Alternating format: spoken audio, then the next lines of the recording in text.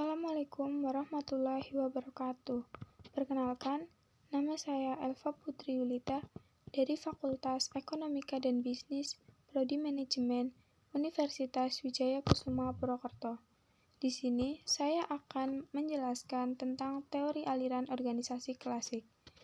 Aliran teori klasik dibagi menjadi 3, yaitu teori birokrasi, teori administrasi, dan teori manajemen ilmiah. Teori manajemen klasik. Teori manajemen klasik secara umum merupakan teori manajemen yang berusaha meningkatkan produktivitas tenaga kerja melalui peningkatan efisiensi tenaga kerja.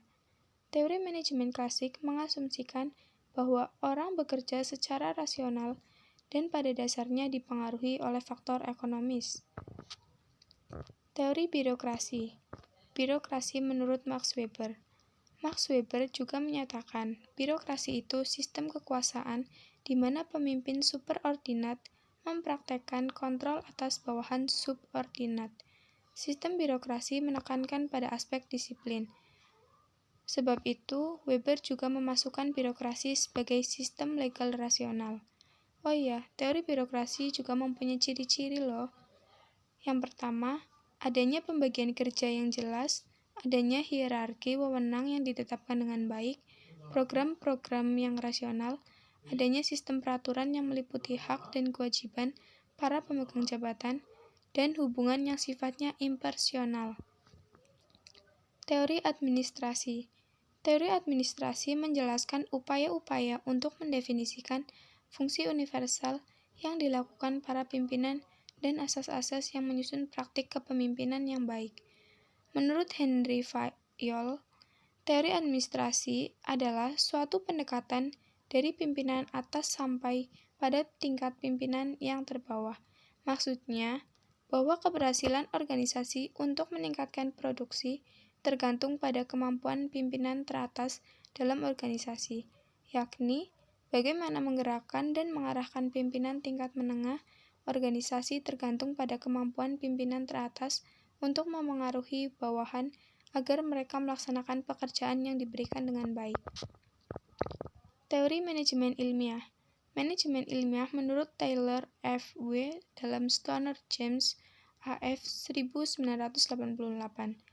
Manajemen ilmiah timbul karena adanya kebutuhan untuk meningkatkan produktivitas dan kekurangan tenaga kerja yang terampil di Amerika Serikat sekitar abad ke-20.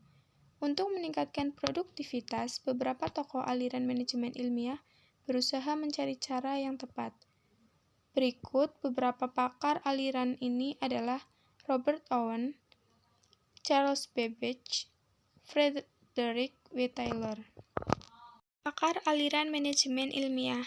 Yang pertama, Robert Owen, 1771 sampai dengan 1858. Dimulai pada awal tahun 1800-an sebagai manajer pabrik pemintalan kapas di New Lanark, Skotlandia. Robert Owen mencurahkan perhatiannya pada penggunaan faktor produksi mesin dan faktor produksi tenaga kerja. Hasil penelitiannya, Robert Owen dikenal sebagai bapak manajemen personalia. Yang kedua, Charles Babbage. Charles Babbage adalah seorang profesor matematika dan Inggris yang menaruh perhatian dan minat pada bidang manajemen. Kontribusi lain dari Charles Babbage yaitu menciptakan mesin hitung atau kalkulator. Mekanis yang pertama, mengembangkan program-program permainan untuk komputer, mengembangkan kerjasama yang saling menguntungkan antara para pekerja dengan pemilik perusahaan, juga membuat skema perencanaan pembagian keuntungan. Yang ketiga, ada Frederick Winslow Taylor. Pertama kali manajemen ilmiah atau manajemen yang menggunakan ilmu pengetahuan dibahas pada sekitar tahun 1900-an. Taylor adalah manajer dan penasihat perusahaan dan merupakan salah seorang tokoh terbesar manajemen.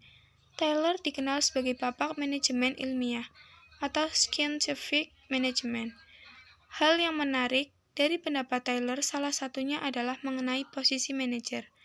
di mana manajer adalah pelayan bagi bawahannya yang bertentangan dengan pendapat sebelumnya yang mengatakan bahwa bawahan adalah pelayan manajer. Taylor mengatakan bahwa scientific management merupakan tugas setiap manajer untuk mengetahui hal yang terbaik, best of the best, melalui penganalisaan, observasi, dan percobaan-percobaan.